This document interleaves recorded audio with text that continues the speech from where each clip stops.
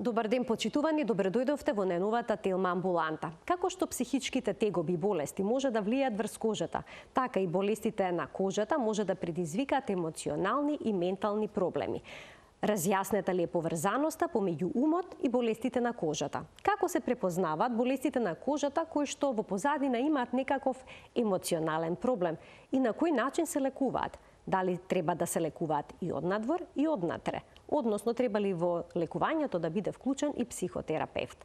За психодерматологијата денеска разговараме со професор доктор Маргарета Балабанова-Стефанова, дерматовенеролог, алерголог.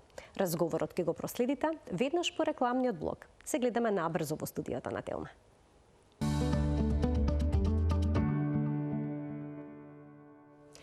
За поврзаноста на кожните болести и емоционалните проблеми. Денеска разговараме со почитуваната професор доктор Маргарета Балабанова-Стефанова, дерматолог, алерголог, професорке. Добре дојдовте во студиото на Телма. Навистина е големо задоволство што сте тука. Добро ве најдов и мене ми е радост. Долго време не сме се видели. Навистина долго, се надевам дека во иднина почесто ќе бидете наша гостинка, а денеска разговараме за една несекојдневна тема која што е поврзана со болестите на кожата и менталното здравје, нешто што за жал е исклучително присутно во секојдневието. Ќе започнам од нешто што на сите нас понекогаш ни се случува, да се почешаме на кожата доста на црвени траги или пак при намерно и ненамерно поминување со цврст предмет по кожата, по должината на допирот понекогаш може да останат црвени линии.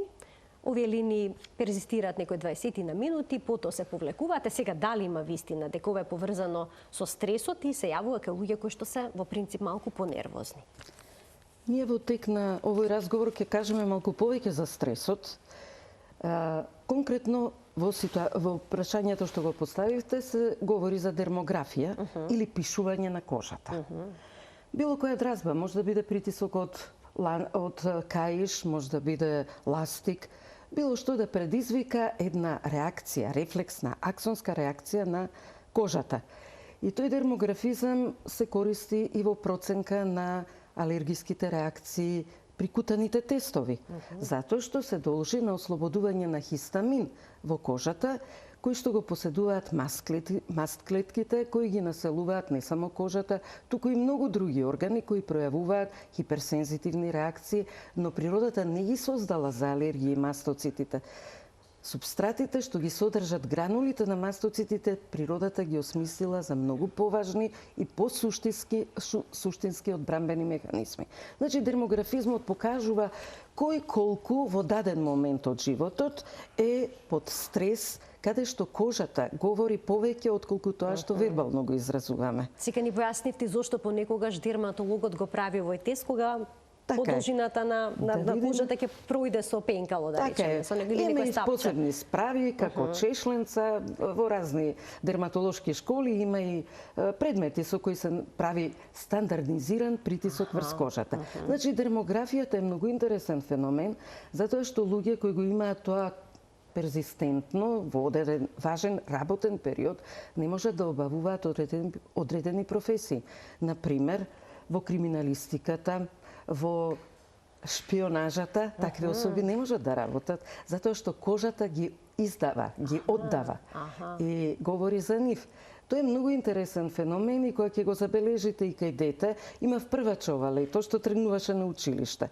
И се жалеа дека цело време детето на притисок и на балкон да се потпре реагира со такви дермографични реакции. Па реков малку полека со тоа училиште, олабавете го детето, не е страшно и да не биде не знам каков ученик, така и се покажа. Дека сега животот бара многу повеќе од формална едукација. Така е, професорке. А како што можат менталните болести и тегоби да предизвикат проблеми со кожата, така и болестите на кожата доведуваат до емоционални нарушувања кај личноста. Утврдена ли е поврзаноста, линкот помеѓу умот и здравјето на кожата? Како не? Тоа е стара приказка во сите култури и цивилизации, древната медицина, еве и во античката, патот што води од умот, сега хипоталамус знаеме дека е седиштето на нашите емоции и психички доживувања и сите примени информации од околината, патиштата од хипоталамус до одредени органи, во случајов кожата, се наречени за кожата дермодроми. Значи, тој пат кој се реализира преку нервните влакна и патува до кожата и до одредени органи, не само кожата, се реализира за одредено време. Многу важно е за каков интензитет на стрес се работи и колку време тој треба да стаса до органите каде што кожата во случајов е инервирана со тие сензорни влакна и да се манифестира со промени за кои природата не програмирала. Многу интересно е, мислам важно да се каже, дека кожата е орган единствен на нашето тело, кој што има квадратура од околу 2,5 метри квадратни и многу убаво е кога ќе кажат дека тоа е просторот, квадратурата на нашиот основен дом. Не велиме куќа, стан, велиме дом. И како беше онаа реклама? Куќа е адреса, а дом е емоција. И тука можеме на темата да се надоврзиме. Кожата е орган кој што има лице и опачина. Тој е исклучително интересен орган кој што секој дел од секундата е во контакт со надворешната средина и со својата сложена структура има толку многу функции што не заштитува не само од инфекции, физички и хемиски дразби, туку и водоотпорна, а некогаш пермеабилност да ја користиме во козметологијата. На кој начин да ја подобриме пермеабилноста, пропусливоста на кожата за да постигнеме одредени козметски ефекти. Кожата е богато васкуларизирана, тоа е филигранска мрежа од васкулатура, од крвни садови, капилари, кои што прават некојаш голем проблем кај розацијата, кај капилари проширени, но како што во литературата, а ќе кажам зошто е потребно медицината, техниката, уметностите да се спојуваат, тоа денес се прави во светот на највисоко ниво, каде што се обединуваат и си помагаат со своите различни пристапи и речници, вокабулари, да се решат големи проблеми. Значи, кожата со својата васкулатура преку крвта, за која поетите велат е црвеното мастило, испишува на кожата многу информации. Дерматологот ја чита пораката што е напишана на кожата. Таа порака е испишана со промени, морфи или ефлоресценци, доаѓа од латинскиот збор цветови, значи цветни промени, дезени на кожата, кои дерматологот ги поврзува во збор, зборовите во реченица и ја прима пораката, односно диагнозата. Сега техниката толку многу напредна, што може на клеточно ниво, на микроскопско ниво, на субклеточно ниво да се наблюдуваат промените што се случуваат во кожата. Како и да е, ова интерфејсот или опачината на кожата е свртена кон се она што е во нас, тоа што сме ние. А психолозите би рекле дека ние сме обединето и хармонизирано единство на нашата соматика, на нашето тело, органи, на нашиот ум и нашата душа. Сите органи, кога зборуваме на оваа тема, никогаш во медицината не велиме убав црн дроб, убав бубрек, што не е случај со кожата, и сите сетилни органи, кои се случајно или не, баш на главата. Говориме за убави очи, што е поважно и убав поглед да имаме, уши, нос, сите сетилни органи, кожата исто така често се третира како естетски објект, дали е или не е убава. Но во медицината, физиологијата и функцијата на органите е најважната. Професорке, дали стресот може да предизвика кожна болест или пак да ја влоши незината клиничка слика? Може. Тоа што го спомнавте, а должам одговор, се работи за двонасочна релација, значи или тоа е еден круг каде што и стресот влијае, но и кожните промени прават дополнителен стрес, непријатност, намалено самочувство кај пациентот. Стрес да дефинираме. Во современиот живот стрес се разбира. Најголемиот стрес, загуба на сакаена личност или болест која тешко можеме да ја спречиме од понатамошен тек и дефинитивна растелба. Стрес е губење на работно место. Стрес е лоша комуникација со блиски и сакани. Комуникацијата е исклучително голем проблем на современото живење. Отсуство на квалитетна и пријатна комуникација. Знаете како велат, тоа многу често го кажувам од како го прочитав. Пријател ти е тој што ти годи, што ти прија, а непријател тој што не ти прија. Ние ретко имаме прилика да се прашаме што е тоа што ни годи во здравствен, психолошки, емоционален план.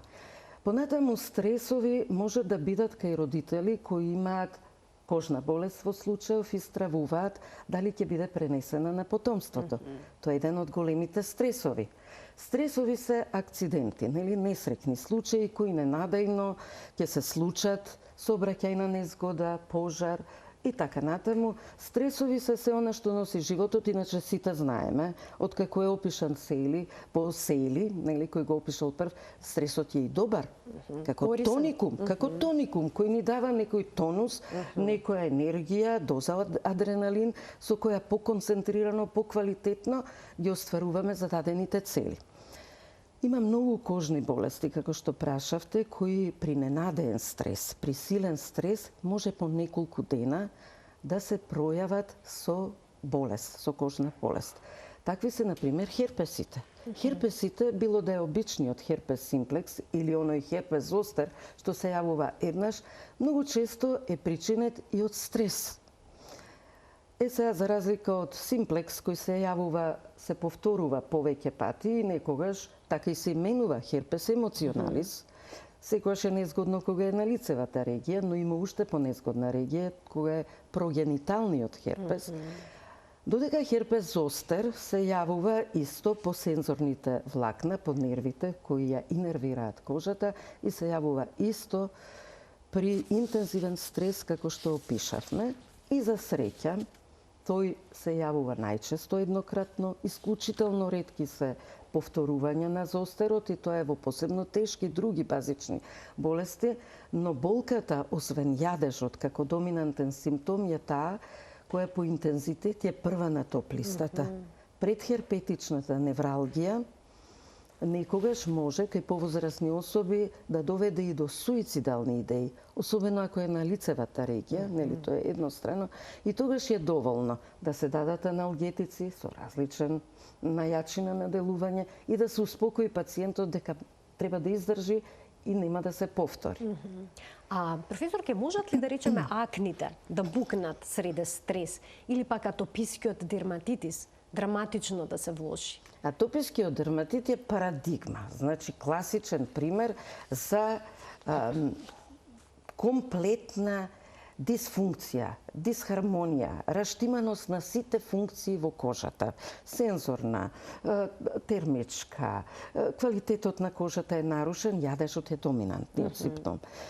Тие пациентчиња, збориме бидејќи од детството се јавуваат, имаат и специфични тикови. Значи повторувани, за да носето се избрише, имаат атописки салут. Кога говоревте со професор Докич за атопиите, и кога ги спомнавте, ќе го спомнеме големиот култен имунолог во Америка, во Њујорк, Кенет Бок, кој што напиша книга за една друга епидемија, не овие што не мачат во последно време, тоа е кај децата епидемија на 4А. Атопија, астма, аутизам и АДХД. Значи, намаленост, и намалено внимание. Тоа се болести за кои медицината уште ги бара одговорите. И тука се работи секако за многу фактори од околината, многу фактори во исхраната.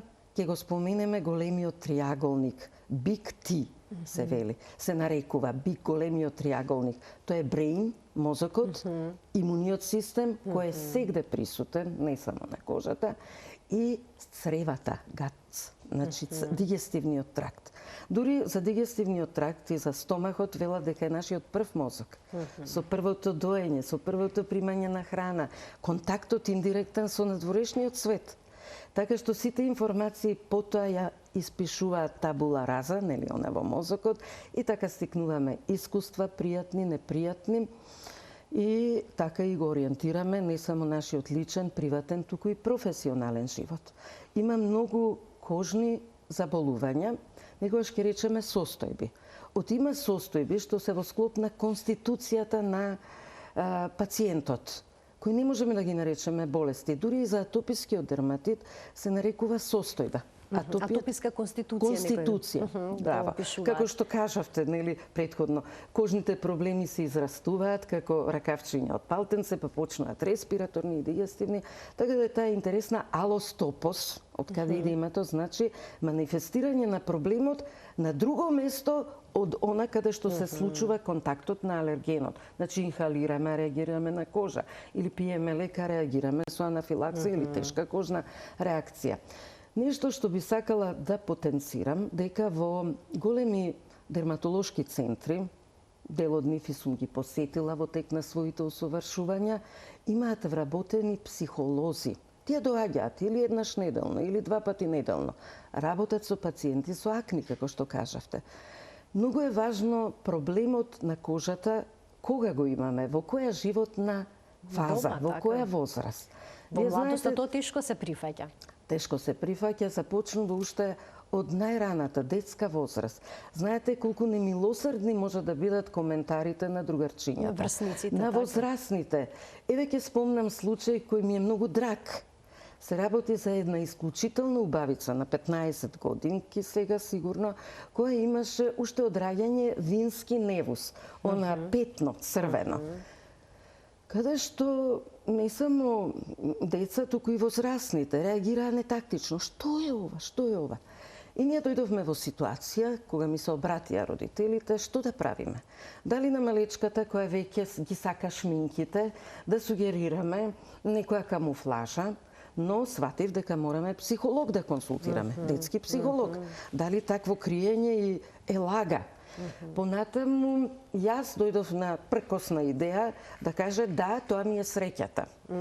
Но се разбира, понатаму интервенира во контакт во соседните земји, во еден контакт каде што со лазерски третман тоа се редуцира, се изгуби, онај веќе во години, кога може и сама да одлучи дали со камуфлажа или понатаму ќе пркоси, како ќе го решава тој проблем.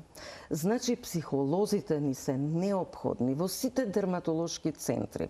Дури кога ќе говориме понатаму за естетската дерматологија, амбуланти каде што се даваат такви услуги, мислам дека е суштински важно и сугерирам на сите мои колеги дека треба да имаат психолог, затоа што резултатот од интервенцијата веднаш после истата или по некое време може клиентот, тоа не е веќе пациент, да го направи незадоволен, да реагира незадоволен, дури да го обвинува, нели, естетичарот, било да е дерматолог, стоматолог или козметолог, и да бара дури и оштета.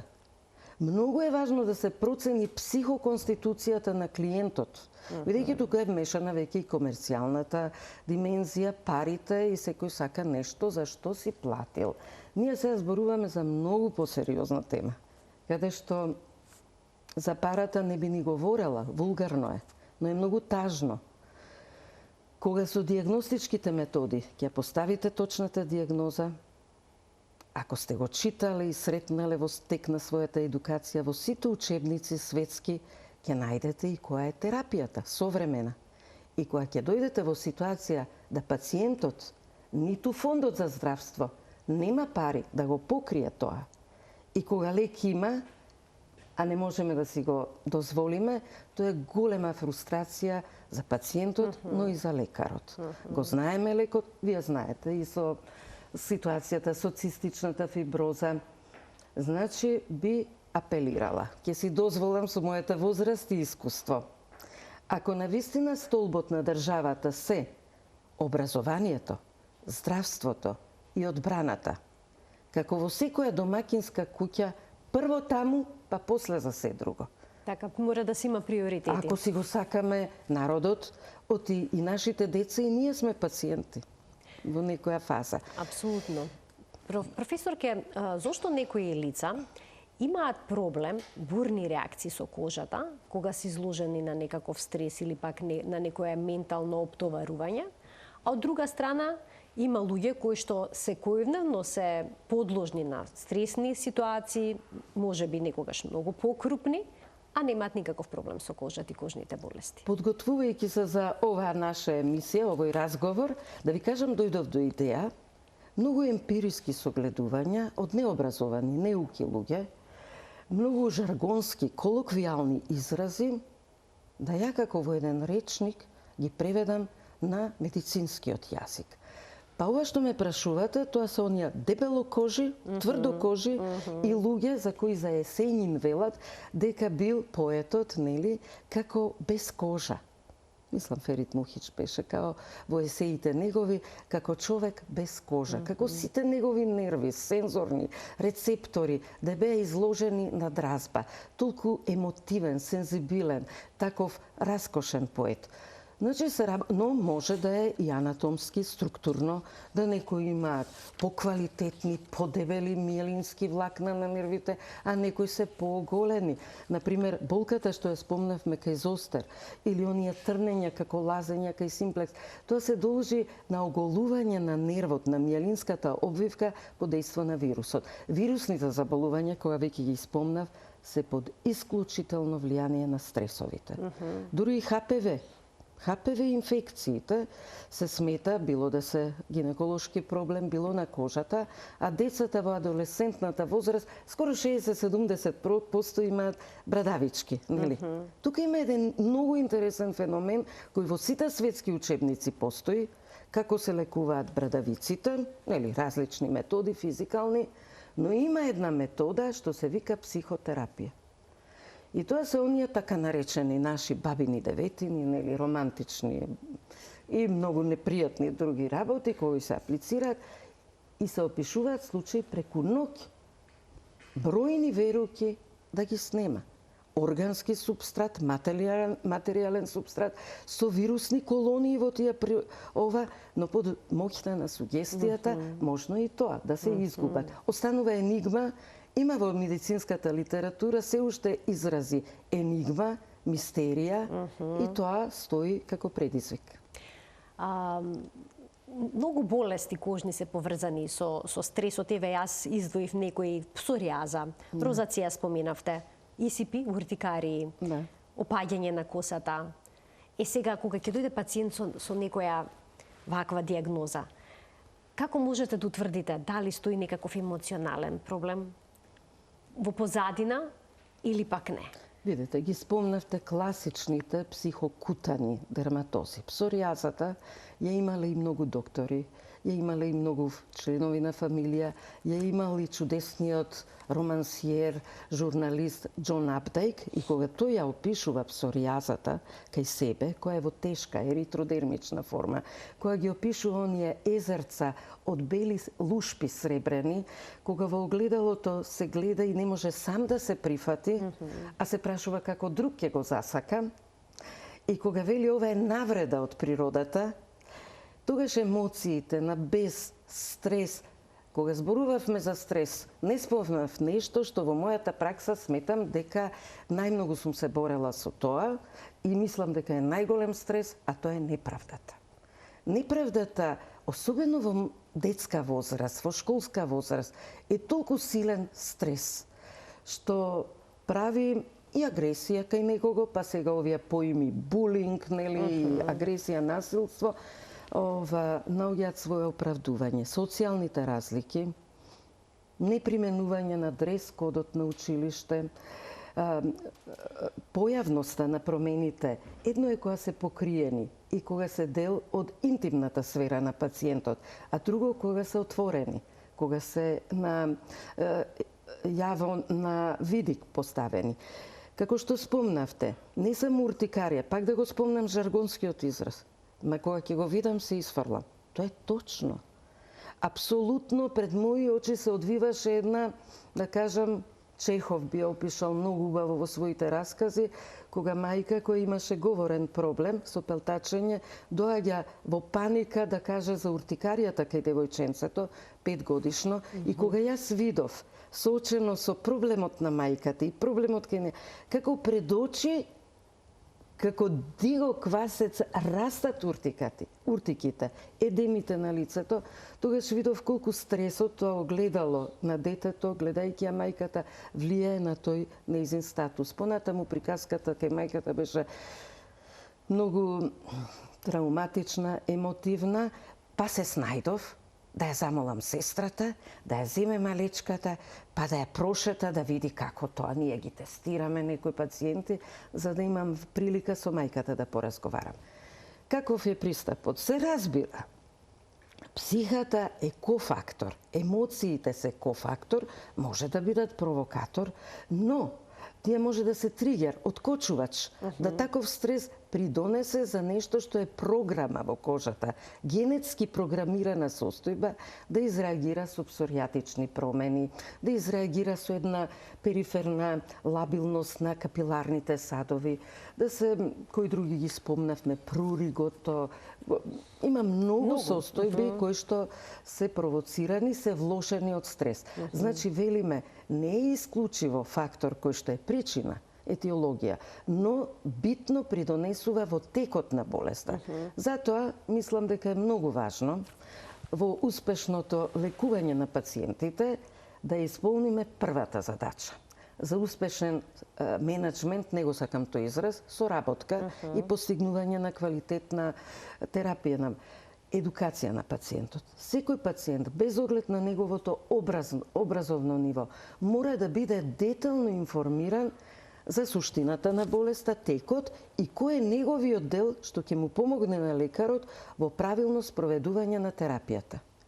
Професорке, но се случува ли да се навредат пациентите ако им кажете дека кожната болест е поврзана со некој емоционален дисбаланс и дека треба да посетат психотерапевт, дека тоа е неопходно да се вклучи во терапијата? Па видете вака сега. Прифаќањето на ситуацијата, дали тоа е деликатен пристап и индивидуален пристап. Кога студираме медицина и кога полагаме медицина, секој од нас полагал клиничка психологија, учел, психијатрија и тоа мора да се најде во пракса.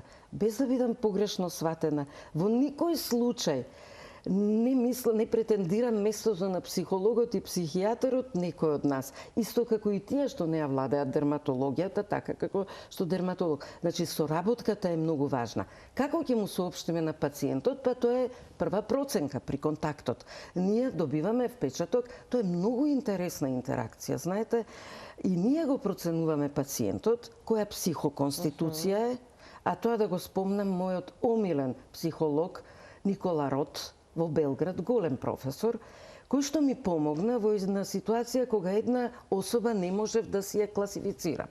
Многу ми измачуваше, едноставно не знаев како да се Вели личноста е карактеризира 4. Фенотипот, изгледот, што е вродено, темпераментот, интелигенцијата и карактерот.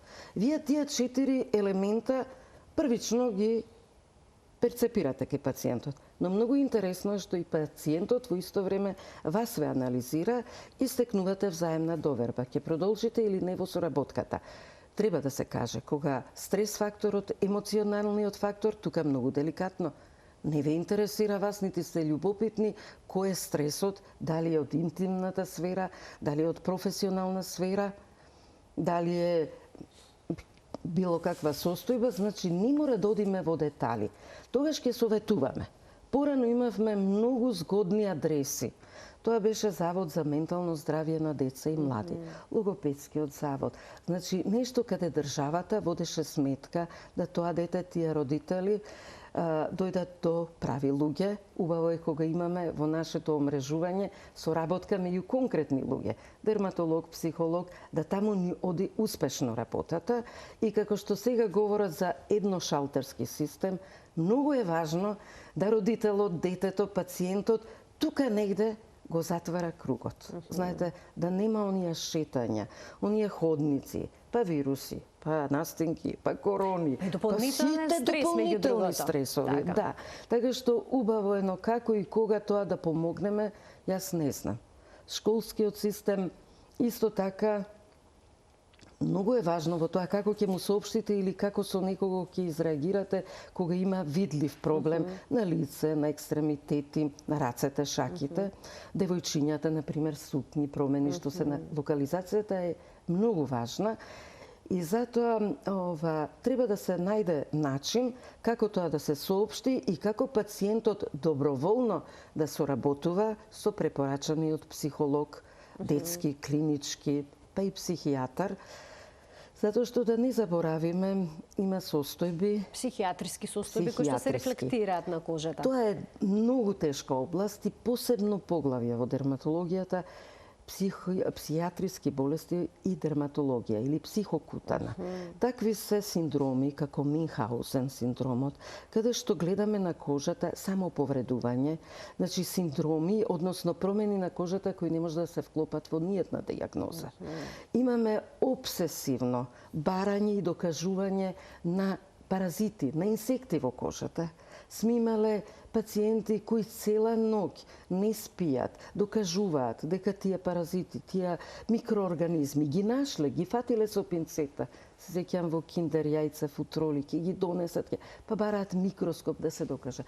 Тоа се обсесивно компулзивни состојби, многу измачувачки, многу тешки, кои што пациентот ги демонстрира или ги причинува сам на кожата одредени со каустични средства, со повреди и бара на друга адреса проблем, не можејќи ни сам пред себе, нити во соработка со психијатар, да се соочи со длабок проблем во неговата интима или во семејството или од било каков тип, каде што психолозот ќе процени дали сам ќе може да помогне или ќе треба психијатарот понатаму да ја превземе работата. Веќе е сериозно комплексна ситуација. Има сериозни. Тиковите се во област на психологијата, каде што имаме грицкање на ногти, онихофагија, дерматофагија, нели, вртење, грицкање на косата, корнење понекогаш на косата, трихотиломанија, тоа се,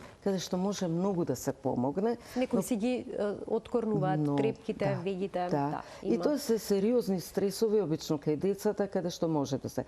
Да кажеме дека некогаш одредени проблеми не ја спомнавме хиперхидрозата, ботоксот во естетиката се спомнува. Една од терапиите и се ботокс, инектирање на места така.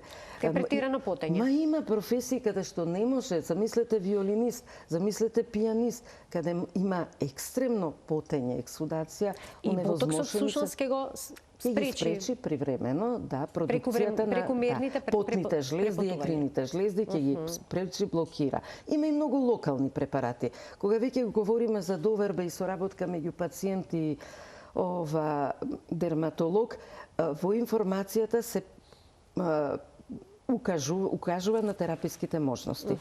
Дерматологијата има привилегијата со локални препарати многу да се олеснат симптомите. Ако тоа не е доволно, орална терапија, таблети, капсули. Ако тоа не е доволно, инекциона терапија. Ако има разни препарати од антихистамините до многу јаки неуротрансмитерни блокатори, кои што јадежот го решаваат. Така што ќе се предочат сите можности, но кај многу тешки кожни заболувања, кои тотално го екскомуницираат пациентот, го изолираат од било каков контакт со луѓе. Тој дома работи, спомнавте акни. Но има такви тешки форми на акни во гениталната регија, во седалната регија, со фистулизации, со гнојни секреции, каде млад пациент, сме го имале од 30 на години, требаше да се поврземе со пластични хирурзи, како да се решат фистулите, како Фондот за здравство да помогне, за жал, пелени, мелни, да тој носи, како од дома да се најде едукација и работа, да може да работи, окупациона терапија, ментална, па и финансиска, да се заработува, затоа што тоа беше проблем кој моравме севкупно да го решиме. Јас лично многу ја почитувам специјалноста кај луѓето, кога се царови, како велиме, во својата област. И кога такви би се омрежиле, и си имаме афинитет и комуникација, тоа е идеално. За да постигнеме севкупен, холистички пристап. Затоа што во медицината едно е да лечите, а друго е да го исцелите пациентот, да го составите. Значи, тука е и органско, и соматско лекување, и психата, и професијата, и семејни планови. Така сега зборувавме за лица кои што имаат реални дерматолошки проблеми, но тука и естетската медицина. Сите сме изложени на некои стереотипови за убавина.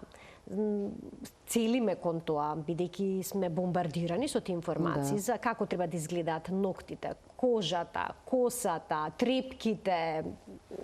Значи, секој сегмент од нашето лице и кожа се предмет на коментирање и се нудат можности за незино подобрување.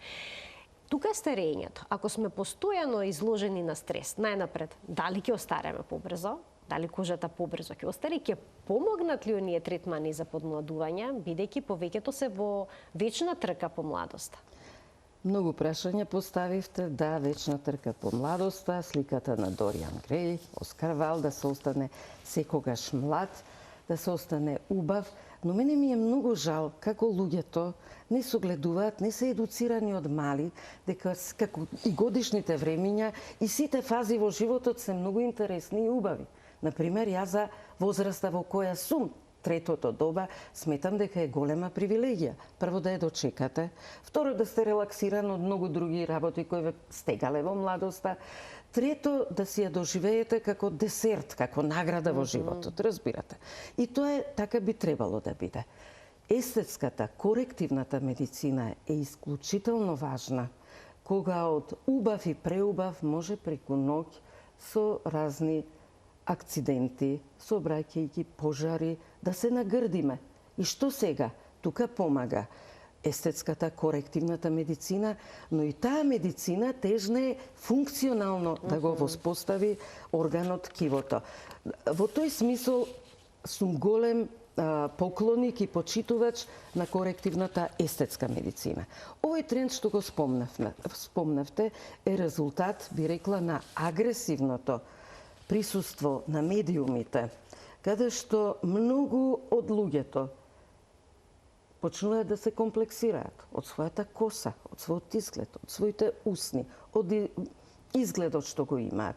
Уште полошо, стереотипите кои се наметнуваат, дека тоа е убавото. А ние знаеме, постои наука естетика, каде што во филозофијата, во културите, во разни цивилизации, различни се поимите за убавина. Убавината, така. Дури природата сметала дека е многу поинтересно, не е здодевно да сме различни.